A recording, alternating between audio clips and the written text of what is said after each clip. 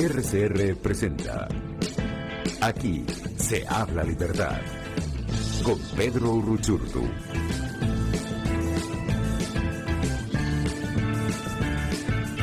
Muy buenos días, amigos, bienvenidos a otro Aquí se habla libertad, como todos los jueves, acompañándoles por la señal de Radio Caracas Radio. Un gusto poder estar en sintonía en este también su espacio. En la dirección general de la estación Jaime Nestares, en la gerencia de producción Willy Sarcaya, en la producción Justo Navarro y Catherine Manzano, en los controles José Gregorio González y quien les saluda en la conducción hoy día, Pedro Uruchurtu. Recuerden además que pueden estar en sintonía con nosotros a través de los múltiples canales que les ofrece Radio Caracas Radio, pues para ver toda su programación, no solo en vivo, sino también en diferido, en Periscope, en Twitter, @RCR750, también en YouTube, en nuestro canal, ahí nos pueden ver en vivo, RCR750, y por supuesto a través de nuestra página web www.rcr750.com. Allí encuentran todo lo que les ofrecemos 24/7 en vivo y en diferido, toda la programación de calidad que siempre Radio Caracas Radio tiene para ustedes. Y además recuerden que este programa, entre mucha gente, es posible gracias a nuestros amigos de Habibis Cakes. Ustedes saben que nosotros apoyamos al emprendimiento venezolano, el emprendimiento honesto, el emprendimiento que no se rinde, y Habibis Cakes es uno de ellos. Ya con buen tiempo en el mercado, con buena recomendación, con buena clientela, si usted está buscando un postre bueno, bonito, barato, de calidad, para cualquier ocasión, desde un antojo de merienda en la tarde hasta cualquier ocasión especial, cualquier fiesta, cualquier celebración, lo que usted necesite, usted tiene que contactarlos en Instagram, @habibis_cakes. Allí los siguen y con todo gusto los van a atender. Están listos para tomar sus pedidos, no solo los que ya tienen, lo que les ofrecen en su catálogo, sino también incluso, si usted tiene alguna idea, ellos están listos para escuchar y ver si la pueden hacer posible. Lo mejor, como siempre digo, es que se los llevan hasta la puerta de su casa y los precios son insuperables, además de su calidad. Así que lo que usted necesite, desde una presentación chiquita hasta un gran postre, Habibis Cakes seguramente los va a complacer. Así que síganlos en Instagram, @habibis_cakes. Están listos para ofrecerles sus productos, como dicen ellos, hechos con mucho amor. Y bien, el programa del día de hoy, un programa que hemos dedicado al análisis internacional por muchas razones, algunas obvias, otras no tanto. Lo cierto es que estamos viendo un mundo cada vez más complicado, un mundo cada vez más lleno de incertidumbre. De hecho, hoy el programa le hemos llamado el desafío de Occidente frente a un mundo lleno de incertidumbre. Los ojos del mundo están puestos sobre Ucrania, lo que está pasando allí, desde luego, con Rusia, con lo que va a hacer Estados Unidos, con la OTAN, con todo lo que está ocurriendo. Y además hay que decir, aunque pareciera lejano, lamentablemente nuestro país no escapa de esa realidad y de lo que está pasando allí, y también vamos a hablar sobre eso. Y desde luego, en el ámbito regional, en nuestra región, América Latina, pues también están ocurriendo cosas, no solo la llegada de Xiomara Castro al poder en Honduras, que también todos los ojos de la región están puestos sobre esto, y un poco lo que va a ser la presencia de la vicepresidenta de los Estados Unidos allá, un poco la eventual presencia de Nicolás Maduro, cómo podría o qué podría significar esto. Lo cierto es que en un contexto muy complejo para el 2022 a nivel regional, con diversas elecciones, como saben, en Colombia, en Brasil, en diferentes niveles, desde luego también vale la pena analizar un poco las perspectivas para este año, en un momento en el que pareciera que la izquierda está tomando fuerza nuevamente. Pero para empezar y tocar el tema de la primera parte del programa, que es Ucrania, como les decía, tengo invitado a Luciano Mondino, es analista internacional, licenciado en Ciencias Políticas y Relaciones Internacionales, y también un máster en Política Internacional de la Universidad Complutense de Madrid. Con él además he tenido la oportunidad de interactuar en Twitter, y además sus análisis son muy acertados, debo decir, y por eso quería conversar con él, porque creo que una lectura como la de él nos puede ayudar a entender no solo lo que está pasando en Europa, lo que está pasando en Ucrania, cómo va a reaccionar Occidente, sino cómo nuestro país también se vuelve parte, y la región desde luego, de este conflicto. Bienvenido, Luciano, gracias por acompañarnos en Radio Caracas Radio, tu casa. Hola Pedro, buenas tardes a todos. Bueno, buenos días, en realidad hora de Venezuela y hora de Argentina también. Y bueno, un saludo también grande a la audiencia. No, gracias a ti por aceptar acompañarnos. Creo que es muy importante hablar sobre este tema porque, como decía al principio, claro, la gente lo ve como distante, ¿no? La gente suele verlo como, bueno, eso no me afecta mucho, eso no tiene mucho que ver conmigo, pero la realidad es que estamos viendo una dinámica en la que desde hacía décadas, por ejemplo, en Europa no se hablaba de guerra como se está hablando hoy. Que se habla incluso de guerra total. Estamos viendo, bueno, la OTAN, todos estos actores que están allí. Yo quisiera comenzar contigo un poco en perspectiva ¿Cómo llegamos a lo que está ocurriendo hoy, a esta tensión que además está en escalada? ¿Qué está pasando hoy? ¿Cómo llegamos a ese punto en el que hoy el mundo habla de posible guerra en Europa? A ver, bueno, para empezar a entender un poco lo que es el conflicto entre Rusia y Ucrania de estos últimos días, podríamos retrocedernos incluso a la época del Imperio Ruso, incluso anterior también, a las primeras conquistas que ha habido en torno al Imperio y posterior que la Unión Soviética también retoma. Acá hay que entender que es muy claro que se está disputando dos modelos distintos que chocan justamente en Europa, que aunque parezca redundante, siempre vale recordar que tanto Europa como Rusia comparten geográficamente continente, solamente que se encuentran en dos modelos casi opuestos de cómo conciben la seguridad en base al hemisferio, en base al continente también. En ese sentido hay un juego de seguridad y de amenaza, es decir, lo que para uno es seguridad, para el otro representa una amenaza y viceversa. Uno de los principales antecedentes que tenemos que ver, el más próximo, es la creación de la OTAN, cuando a partir de 1949 y posterior en el Pacto de Varsovia, que fue la respuesta durante la Guerra Fría, todo este proceso que desencadena en el 1989, en realidad con la caída del muro, y después 1991 con la explosión de la Unión Soviética, y todo ese desprendimiento territorial que ha habido en torno a los países que habían sido satélites, zonas de influencia. Estos son conceptos que hoy, increíblemente, en el 2021 volvemos a escuchar, que la verdad que suena raro, pero es Sí. así. Estamos volviendo a escuchar conceptos que son de hace más de 70 o 80 años. Y bueno, todo el esquema de Rusia se plantea en esto. Rusia lo que busca es, a partir de volver a conquistar sus esferas de influencia, poder acrecentar el poder puntualmente a la Federación Rusa y revivir un poco esta idea imperial que tanto desvela Putin. Por eso en el 2008 hay un avance sobre Georgia, por eso en el 2014 anexa Crimea, en medio de un conflicto interno también de Ucrania, motivado por los prorrusos y algo de la zona del Donbass, que eso después seguramente toquemos también. Y bueno, sin dudas que hay una reticencia muy grande de Occidente porque ve como un serio peligro, que es lo que realmente es, porque puede haber una revalidación, puede haber un intento de disputa conceptual en cuanto a qué conseguimos por seguridad, pero la realidad es que acá hay una invasión clara de Rusia hacia Ucrania y esto el Occidente, la Unión Europea, la OTAN y los Estados Unidos lo tienen que alertar, y en buena hora lo están alertando.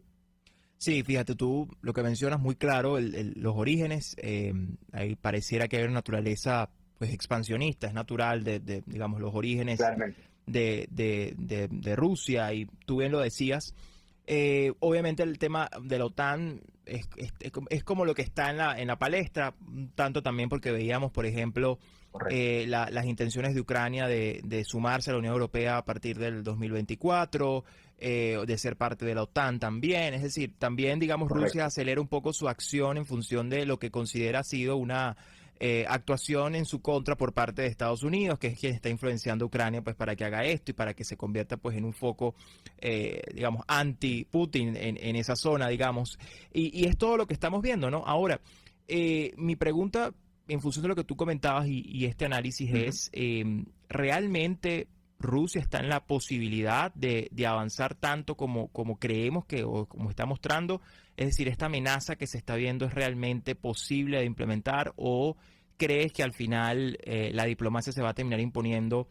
Porque al final lo que tú comentas acá es muy importante, es decir, cuando uno ve lo que ocurrió con Crimea, etcétera, la realidad es que Rusia no se ha detenido en su afán, ¿no? O sea, siempre han estado allí como avanzando, retrocediendo entre paz y guerra, pero están allí, o sea, siempre han estado como listos para eso. Ahora, ¿crees que en esta oportunidad vaya a ser igual, o ves una determinación real por parte de Putin y sus aliados, porque hay que decir que no está solo, en Claro. avanzar en este propósito? ¿Cómo lo estás viendo?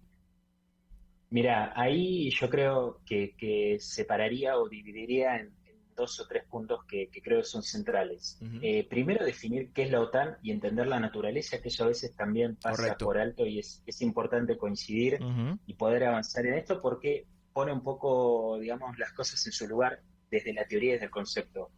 La OTAN, que se crea en 1949, surge, si bien en un concepto de Guerra Fría, se mantiene hasta el día de hoy con conceptos completamente distintos porque el mundo ha salido de esa idea de bipolaridad, de esa idea de confrontación entre Rusia y los Estados Unidos, pero ha mantenido ciertamente su esquema de seguridad. La OTAN, a diferencia de algunas construcciones de cooperación en seguridad que ha habido desde Rusia hacia los países de la ex Unión Soviética, se caracteriza principalmente por poseer 30 miembros en los cuales la cooperación y el derecho a veto significa que si uno de los países miembros, es decir, se integra a la OTAN por voluntad, es decir, no hay una injerencia propia ni de la Unión Europea, pues no tiene nada que ver el derecho de integración comunitaria ni nada. Si un país de ellos procede a vetar cualquier tipo de acción, la OTAN no puede accionar. Esto primero, el carácter voluntario y soberano de los países, que en este caso tiene Ucrania, eso habla de la libertad y la soberanía de los países que ya no son más colonia de la Unión Soviética desde 1991. Eso es lo que Putin también le molesta. Ese es justamente el argumento de Putin. Creo que es lo que hay que tomar. Después, la segunda cosa, lo que estamos viendo en estos días, estos movimientos en la frontera, es una foto de una película, que como dijimos viene desde hace mucho tiempo atrás. Principalmente hoy lo que estamos viendo es que Putin está testeando. A ver, si uno mira la foto, claramente todo indicaría que Putin pueda llegar a atravesar la frontera, incluso cuando uno ve el movimiento de tropas, creo que se calculaba aproximadamente más de 100.000 unidades militares en la frontera, se estaba hablando de cómo podría ser un eventual teatro de operaciones por Bielorrusia, etcétera. Todo indicaría que Putin podría avanzar. Ahora, si miramos la película, desde 1949, 1950 hasta en adelante, vamos a ver que cuando la Unión Soviética se dispersa a principios de los 90, y después que Putin incorpora su nueva política exterior en los 2000, Rusia queda como ciertamente molesta por este lugar en el que ocupa. Y esto es lo que ahora Putin está empezando a visualizar desde principalmente el 2008, que es testear Occidente. Es decir, toma Georgia, es decir, libera un ataque contra Georgia, espera la reacción de Occidente. Occidente puede demorarse, puede tardar.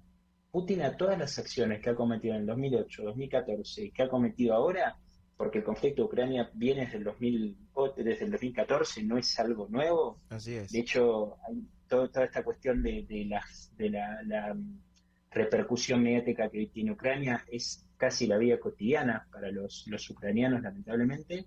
Esto indica que Rusia no solo está disconforme, sino que también va testeando Occidente. Y Occidente tiene algunos errores de respuesta desde mi punto de vista, que eso también es un tema importante, quizás el cierre que podría tomar esta pregunta, que las respuestas de Occidente a lo largo de los años han sido por lo pronto erráticas. Y creo que la última respuesta de Estados Unidos, en base a esta categoría que hace Biden, separando líneas rojas e incursión menor o incursiones menores en plural, es por lo pronto es a priori errática. Y da una sensación de sinsabor porque justamente las incursiones menores no solo que no están debidamente determinadas, sino que se deslizó la posibilidad de permitir o ser más flexible a una incursión menor que puede ser un ciberataque, pero la realidad es que un ciberataque sobre las estructuras críticas de un país puede ser hasta incluso igual o peor que un ataque militar convencional. Entonces esto me parece que es importante destacar también.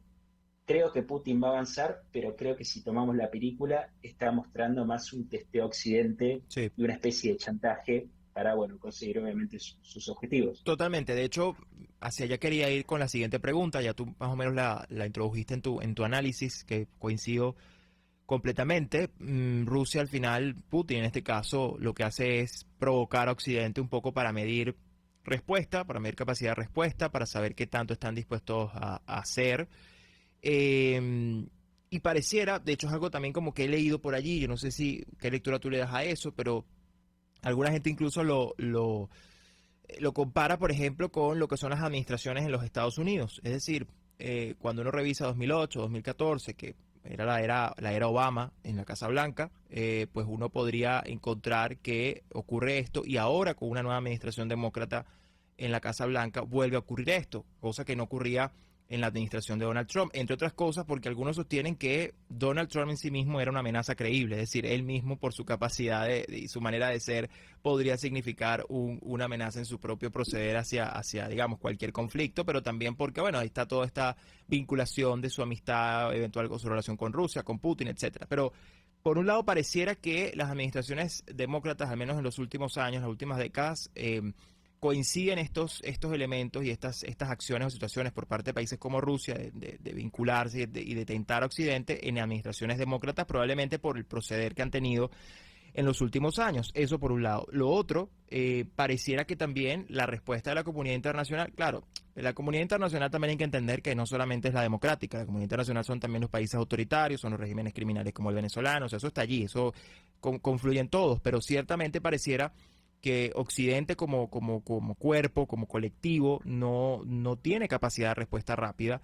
Pareciera que tímidamente va, dice algo, luego se desdice, vuelve a asumir, entonces es como un error de diagnóstico, no terminan de asumir la cosa como es, y obviamente con eso, pues, un poco incluso lo vemos en este lado del hemisferio con Nicaragua, es decir, todo lo que hizo Ortega el año pasado contra la disidencia, casi que muy cerca de Estados Unidos realmente, y prácticamente la respuesta fue nula. Bueno, sí, les quitamos las visas, es decir, los malos pareciera que en todo este juego sienten que no hay nadie que los vaya a hacer entrar por el carril, y eso es parte de lo que los empodera o los posiciona para lo que están haciendo. Un poco en tu lectura desde Occidente, ¿cuál crees entonces que debería ser la aproximación si se tratara de frenar o si se quisiera realmente decirle a Putin, miren, hasta aquí? O sea, ¿cuál es la línea roja de Occidente en este caso? Porque la realidad es que estamos en un momento muy complejo, que ya de por sí la pandemia empeoró, donde pareciera que Estados Unidos está en un proceso incluso de aislacionismo muy tradicional de ellos, mirando hacia adentro por la cantidad de problemas que tienen y cambiando sus prioridades geopolíticas, ¿no? Muchos sienten que Estados Unidos se está retirando del mundo. ¿Cómo vemos esto, Luciano? ¿Cómo lo lees tú? Bien, a ver, vamos, creo que puedo encontrar algunos puntos en común para estas Sí. tres cuestiones de las preguntas. Empiezo por lo del Partido Demócrata. Yo creo que el Partido Demócrata efectivamente, esto es una lectura personal, Sí, desde tranquilo. Bill Clinton en adelante ha tenido modificaciones internas. De hecho, facciones mucho más radicalizadas a la izquierda en los últimos años han tomado posturas dentro del Partido Demócrata con mayor peso y lo han corrido del centro, de un centro quizás de centro izquierda, pero que también esto es complejo porque tanto en Estados Unidos como en Europa, para nosotros en América Latina, los conceptos de izquierda y derecha son bastante difusos. Así es. Entonces es por ahí un terreno bastante espinoso como para incursionar. Pero creo que efectivamente el Partido Demócrata ha tenido un cambio a partir bueno, cuando Bill Clinton deja su presidencia y Estados Unidos inicia con Bush sus incursiones en Oriente Medio, en Irak y bueno, las últimas repercusiones de Afganistán. Después la respuesta de Occidente, creo que acá hay algo central, que también tiene que ver con la OTAN. Todas las respuestas que Occidente da en materia militar también tienen un componente político o geopolítico. Así es. Es decir, todos los 30 miembros de la OTAN tienen que llegar a un consenso para evitar el veto, un consenso que también es político. No es solo táctico-militar, sino que es político. Esto quiere decir que en la mesa política, digamos, de la OTAN y del sistema internacional en general, van a pesar una serie de actores y una serie de factores que por supuesto se van a tener en cuenta a la hora de intentar resolver un conflicto que escala a cada momento la tensión. De hecho, en las últimas horas, tanto la Unión Europea como Rusia, como Estados Unidos, le han dicho a Rusia, bueno, no vamos a retroceder a la OTAN de 1997, que es un poco lo que Putin dice. De hecho, hay algo extraño también, porque Putin habla de una promesa a Gorbachev, pero la verdad es que Gorbachev no hay nada escrito, ningún documento que esto lo verifique o lo certifique, entonces es bastante irreal en ese sentido la discusión. Que Occidente no tiene capacidad de actuar, eso también es relativo y es real en cierta parte, porque Occidente a lo largo de los últimos, creería, 20 años, que llevamos un poco más desde el final de la Guerra Fría, todo lo que ha sido ese descongelamiento del conflicto que duró desde 1947 con la caída del telón de acero hasta la desaparición de la Unión Soviética, que permite volver a un sistema predominante de los Estados Unidos, ha elaborado toda una especie de respuesta de cooperación y de paz democrática en la cual creo que hasta honestamente tanto la Unión Europea como Estados Unidos, y así también ingenuamente, han creído que podían exportar hacia países que por naturaleza no son democráticos. Correcto. Esto es lo que les está pasando en Oriente Medio, les está pasando en Rusia. Exactamente. Que también es un poco la naturaleza. Creo que Occidente a veces comete el error de creer que los mismos códigos, los mismos valores y los mismos conceptos se pueden volver universales y funcionar como si fueran etiquetas o si fueran una especie de moldes que yo puedo utilizar en Afganistán, en Irak, en Rusia o en Alemania. Entonces, esa idea de convivencia democrática que Occidente aportó para sí mismo, indudablemente ha sido errada y ha fallado. Ha fallado porque sencillamente el mundo no se rige en base a un sistema democrático ni mucho menos universal, ni mucho menos regional. Entonces eso hace que la capacidad militar, que proviene de una mala o una cuestionable lectura política, tenga su correlato en la facción o en la operación militar del caso de la OTAN, en el caso de Occidente en general. La línea roja que Putin debe pasar para, para intentar evitar o para que requiera la intervención de Occidente, casualmente yo apuesto a una solución o una relativa solución por dos actores que están por afuera, que son Turquía y China. De hecho, ya Adentro China se manifestó, de hecho, ¿no? Ya China, bueno, sí. ahí está, exacto. Yo creo que ahí está el tema, y eso es muy importante para determinar también, porque une un poco esta cuestión de la Unión Europea. Dentro de la Unión Europea se ha manifestado, más allá de las últimas expresiones del presidente croata, tanto Alemania como Francia han mostrado cierta reticencia, porque saben que la Unión Europea depende 100% del recurso energético ruso. Exacto. Y esto es real. En el invierno europeo, tener una crisis del gas es casi peor incluso que un ataque militar convencional, porque eso lleva todo un efecto dominó. Así es. Y Putin lo sabe, además. Y Putin lo sabe, juega con eso. Y con eso también lo chantajea. Así es. Exacto, Putin lo sabe. Entonces Alemania y Francia un poco también dicen, bueno, vamos a ir corriendo un poco las líneas rojas, vamos viendo, vamos poniendo paños fríos, apostemos a la diplomacia, apostemos a la mesa, apostemos al diálogo, pero también viendo de cierto reojo. Ahora, si trasladamos un poco el mapa, tenemos a Turquía, que en el Mar Negro también está investigando un poco el tema de los hidrocarburos, en una economía turca que se está viniendo abajo, y China, que China, al igual que Rusia en el 2008, empiezan a, digamos, interactuar o buscar algún tipo mayor de participación, no solo en el sistema internacional, sino también en la forma en la cual el sistema crea y toma sus decisiones, que es el proceso de toma de selección. Esto es importante porque China sabe que con las crisis que también está empezando a tener económica y la caída de su economía o el freno en su aceleración económica en los últimos años, el mundo se lleva a una especie de conflicto que se puede llegar a internacionalizar o regionalizar de forma mucho más focalizada. China puede verse perjudicado con esto, porque una caída global hace como una especie de aumento de aversión al riesgo, y esto hace que China y Turquía puedan llegar a involucrarse y poner un poco de paños fríos. Correcto, y más en un contexto de pospandemia, bueno, todavía de pandemia, pero ya acercándonos a la pospandemia, ¿no? Sí. Exacto, tal cual. Entonces creo que el riesgo, lo que se llama de aversión al riesgo es mayor, un agravamiento, una escalada en la tensión que puede haber, yo creo que lo va a haber, esto no estoy quitando margen de posibilidad ni nada, pero creo que las líneas rojas pueden correrse hasta cierto punto, de permitir a Putin avanzar un poco, porque Putin realmente ya, digamos, ha puesto las cartas sobre la mesa, entonces Putin tampoco puede ni va a retroceder, porque si no, eso lo va a debilitar. Exacto. Y la Unión Europea con Estados Unidos están muy erráticos en sus respuestas. Esto es real.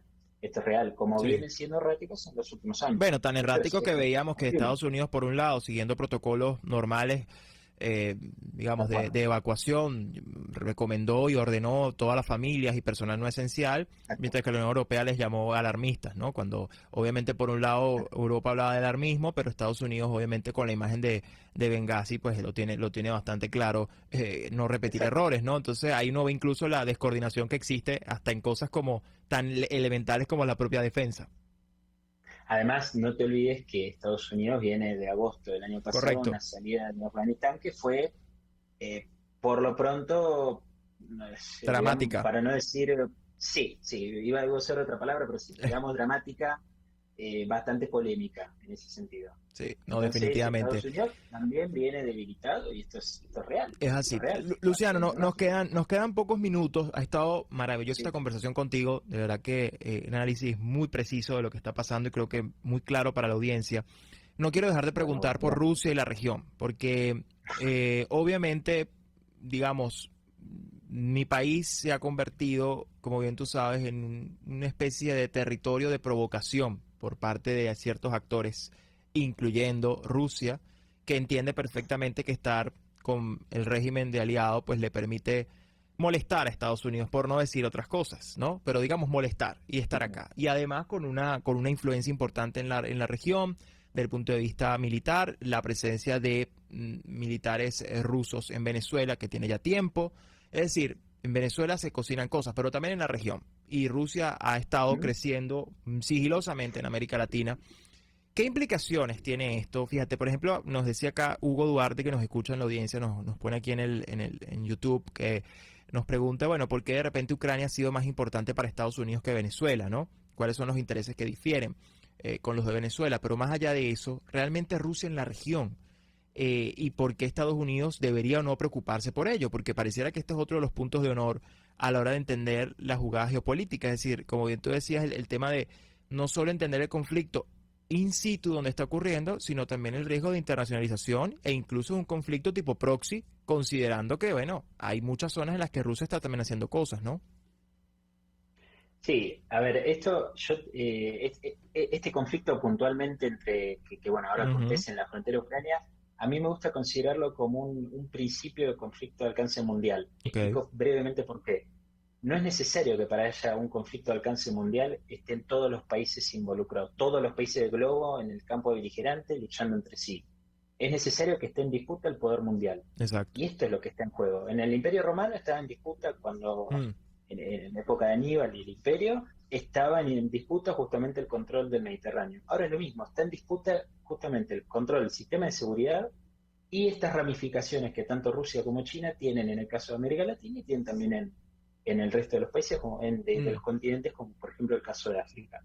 El poder mundial hoy es claro, se está disputando qué sistema de seguridad y qué sistema político queremos a escala global de acá a los próximos por lo menos 50 años. mm, Estas modificaciones llevan a que tengamos que pensar a largo plazo en que tanto China como Rusia van a servir de paraguas y de cobijo para muchos países que son dictaduras, caso de Venezuela, caso de Cuba, caso de Nicaragua, y estos regímenes híbridos que empiezan a surgir, caso de Argentina, caso de Bolivia, en donde si hacemos una proyección de los últimos 15 a 20 años, la destrucción de capital ha sido tremenda en términos económicos y la destrucción política de violación a los derechos humanos y de violación de las libertades ha sido escandalosa.